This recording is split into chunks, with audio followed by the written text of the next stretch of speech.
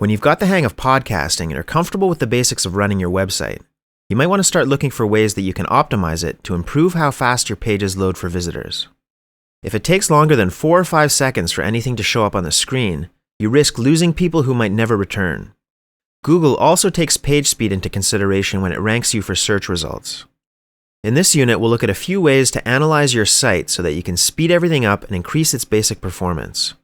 After that, we'll get into a couple of more advanced techniques that can help you deliver content without putting too much stress on your web host. There are some great free online tools that will scan your pages and point out areas that need improvement if you want a faster and more efficient website. Let's take a look at the best ones right now. GTmetrix is my favorite because they give you a really clear report with easy links to follow that explain their recommendations. You can analyze any specific pages on your website, but start with the front home page by typing your domain name into the box here and then hitting Enter or the Analyze button. It'll take 20 or 30 seconds to completely scan and then show you a performance report screen with the results. The page speed grade is how Google sees it, and YSlow is Yahoo-based, so combined they can give you lots of great advice. Beside those, you can see the page load time in seconds. Next to that, you've got the total size and the number of requests it had to make for the different elements of that page. Hovering over the arrows is a nice feature that will show you the average from all of the websites that they've tested. Scrolling down the page, you have recommendations listed in order of importance and how you scored on those specific areas. You'll just need to check the page speed and YSlow tabs, but the waterfall is also kind of an interesting way to look at how everything gets loaded. The low, medium, or high priority next to each of these recommendations tells you how much of a difference implementing those changes will actually make to the site's performance. Your website will still work fine without fixing any of these, but eventually you might want to get into some of this stuff. Page speeds can be improved a lot by taking care of the high and medium priority items. Just like the ones above, these arrows will show you the average test scores when you hover your mouse.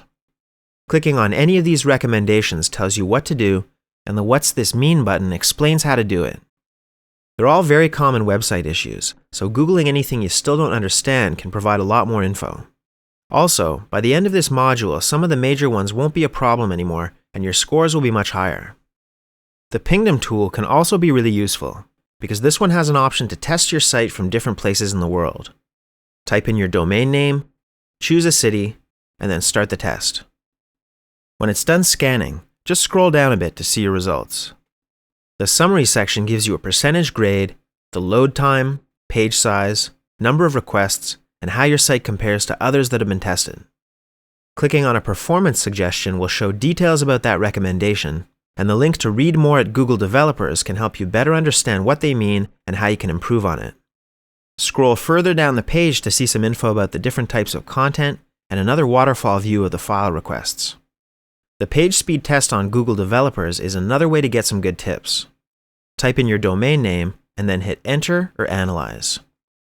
This one is very helpful because it gives you a comparison between mobile devices and desktop computers by going back and forth between these two tabs.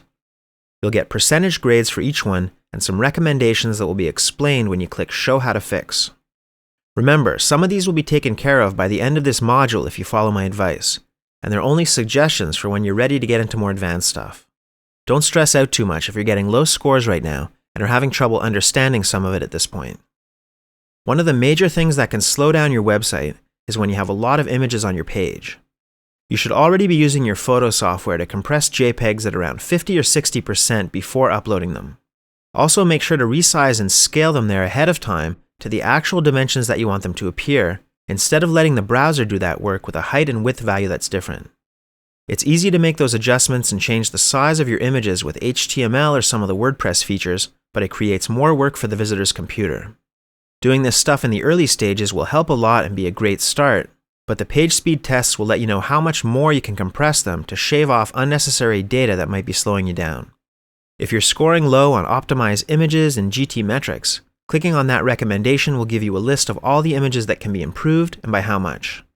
They'll also show you a preview of how the optimized image will look by clicking Optimized Version. Compare that visually with the one that's there now to make sure that it doesn't look too much worse before fixing it. If there are only a few that need it, you can just right-click Save Image As on their preview and use that one. Make sure to edit the file name so it matches, and then upload that back to the proper folder on your site to replace the old version. If there are lots of images to compress, you might find it faster to use a WordPress plugin like Smush, or try one of the free online image compressors. You shouldn't be able to notice much of a difference in quality between these optimized versions and the larger ones they're replacing. Check back with one of the page speed tests and do another scan to see if your scores went up.